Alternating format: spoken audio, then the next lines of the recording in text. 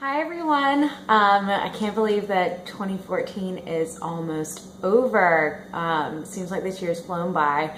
I took a little bit of time this morning to reflect on 2014 and what a roller coaster of a year it's been, and I challenge you guys to do the same. I'm actually going to write all of these down on a piece of paper, and then also write down all of my goals. Just kind of brain dump them, whatever comes to mind, let the pen flow, write them on a piece of paper, and then seal them up in an envelope and tuck them away until, December 31st, 2015, and see how far I've come since this time last year. I guess it'll be at that point. But in my reflections, I wanted to share a little bit about myself and what I've been through this year, just because I feel like a lot of times things get lost. If you've been following me on Facebook or Instagram, things get lost, and you might not know everything about me that has led me to where I am today. And so with 2014 alone, I lived half the year in New York City in an amazingly tiny little apartment in Nolita with one of my dear friends, and then I spent half the year in DC, and I got to move in with the love of my life. And after dating for 2 years long distance, we finally were able to come together, and it's been a lot of fun, a great transition, and can't wait to see where that goes. But also in 2014, because I moved to DC, I was able to spend a lot more time with my family. Didn't have to worry about plane rides home, or the $300 or more plane ride home for the holidays, or worrying about being able to get back for not missing work or vacation days. So then that turns me to completely changing my career, and going from a full-time 9-to-5 corporate job into a work from home, the hours that I want, make my own schedule, job where I basically started my own business. That has been a roller coaster in itself, but it has been so much fun, and I couldn't imagine doing anything else right now.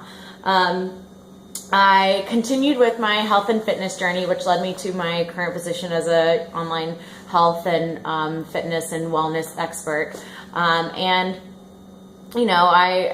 In 2014, I definitely struggled with a lot of things on that journey, including restrictive eating, and then that turned to binge eating. And if you've watched any of my other videos or read any of my other posts, you've probably seen me talk about that struggle, because it's a huge struggle. So definitely struggled with that until I found the 21-day fix, and that just completely changed my life, completely changed my relationship with food for the better, and led me to the amazing coaching opportunity for a full-time position. And I just dove in and ran with it, and have been able to meet some of the most amazing people through this opportunity, including probably one of my best friends who lives in Chicago, and would have never met her if it wasn't for social media. And she pushes me to be stronger and better, and continue to do more every single day. For that, I'm forever grateful. So that's basically 2014, I guess. I'm sure there's tons of little other details. Probably struggled with a little bit of depression here and there when I was at the very end of my my New York life, before I moved to DC. Didn't feel completely fulfilled in my full-time career up there, and so that's why I couldn't be more excited to be doing what I'm doing now. But then I started also thinking about what led me to 2014. Since 1989 to 2014, what had the biggest impact that I could just what immediately came to mind.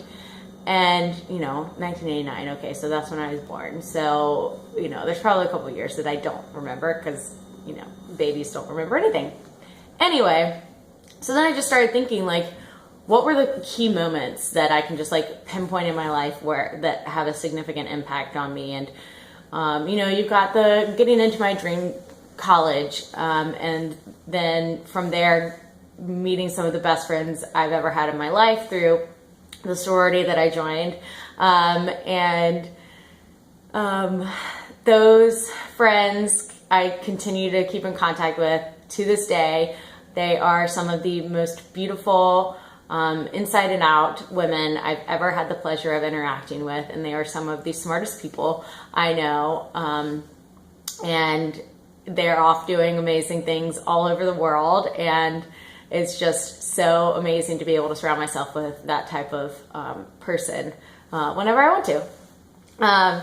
So, you've got the going to college and then graduating, and I landed a job at a prestigious and world-renowned art auction house. So I actually was using my art history degree, which a lot of people probably can't say. Even if you're not an art history major, a lot of people probably can't say they're actually using their college degree for some reason or another. And then I was, promoted twice within the company. Really proud of that because the second role was a business-oriented role. And while I did have a little bit of a business background, I really had no idea what I was doing. But I was determined to take that position and, get the offer and learn my way through it. And that's exactly what I did. So that was great trial and error and learning as you go and failing forward. From there I lived in what I think is the best city in the United States, New York City, and had a hell of a time, and was there for 3 years, and, didn't save any money while I was there, but 22, 23, 24, I was just, all about having a good time, meeting new people, and it was amazing. And let's see what else.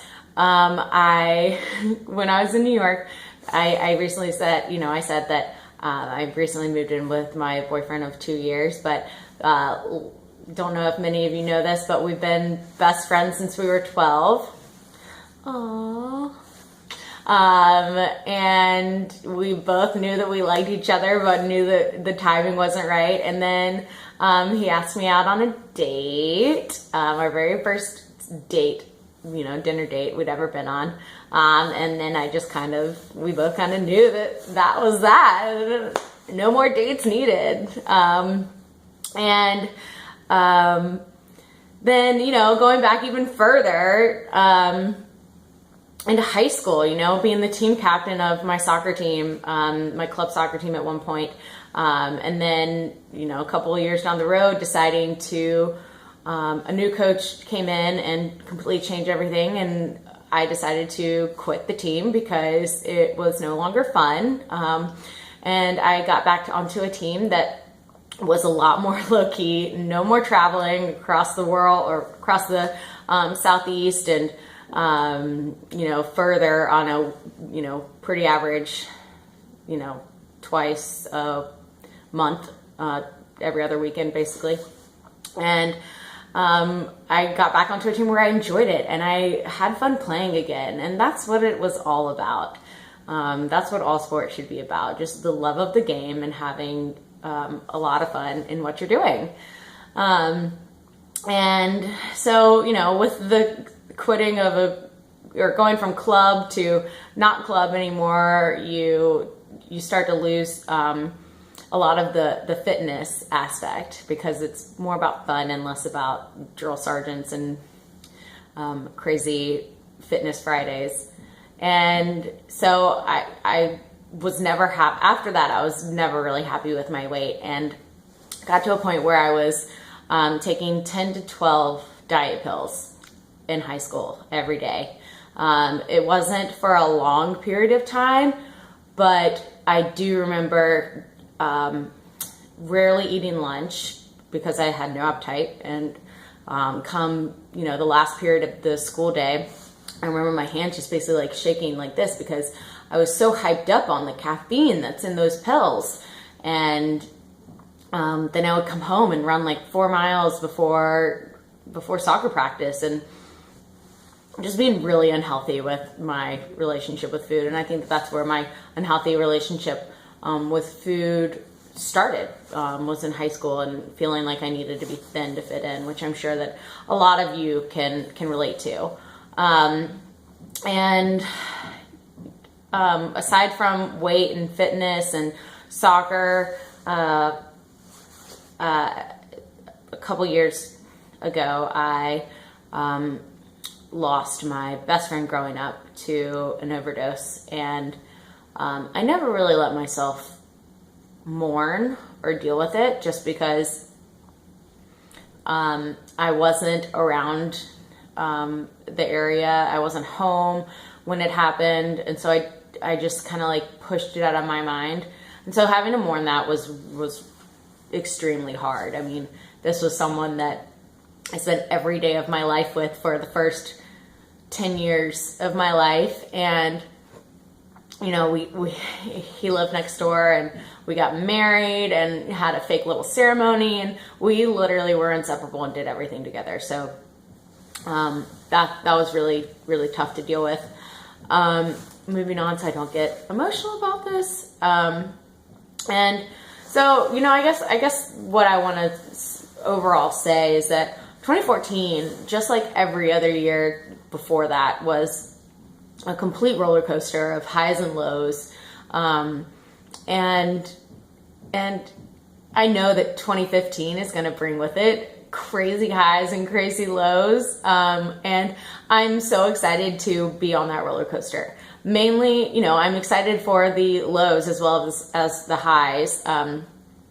Because I know that the lows mean that I'll appreciate the highs even more, and you know, you can't escape the lows. So as long as you can learn from them and be better and grow out of that low, then the highs will be so much sweeter, and it'll be just, I can't wait to see what 2015 brings with it. And one of the biggest things, we're going to be moving again. We're moving closer to family and friends, and our beach house, and I'm going to be able to meet so many more new people and expand my network, and spend more time with family and really good friends, some of those college friends that I mentioned earlier, and spend as much time as possible at our beach house. And I'm going to be starting a lot new ventures within the business that I've started, you know, a self-empowerment book club, and some leadership workshops, and team building activities, and just continue to grow my business even further. And you know, treating my mom to a, you know, mother-daughter day in my new city, and witness some good friends get married and start their lives together, and just really positive things. And I just plan on surrounding myself with positivity in the new year, because, you know, if you are surrounding yourself with positivity, then you're going to exude that, and it's going to just create a cycle of positivity. And who would want to be around that, right? So I'm really excited for 2015. I can't believe it's here already, but you know, I said at the beginning, and I'm going to say it again, I challenge you guys to reflect on your past and think about what's gotten you to where you are today, the highs and the lows. And then think about how you can learn from those experiences and relate to other people, and write those down, and write down your goals, your crazy, outrageous. If you told someone right now, they'd probably look at you like you're crazy. Write those goals down, because once you write them down is when, you know, you start to fuel that fire within yourself that you are going to complete those in 2015. And then put it somewhere and set a reminder in your calendar or your phone for a year from today, and open that letter. And I want you to come back and comment on this video, or shoot me a message and let me know, you know, all of the things that you've crossed off your list for your goals for 2015. It's really exciting to be able to, you know, put that strike through something that you've been wanting to accomplish. And I can't wait to see what you guys do. And I know this is a little bit of a long video, but I wanted to share a little bit more about myself and my life, and just my excitement for the new year that 2015 is bringing with it tomorrow. So I hope you guys have a fabulous new year. And I cannot wait to watch you rock out with your 2015 goals.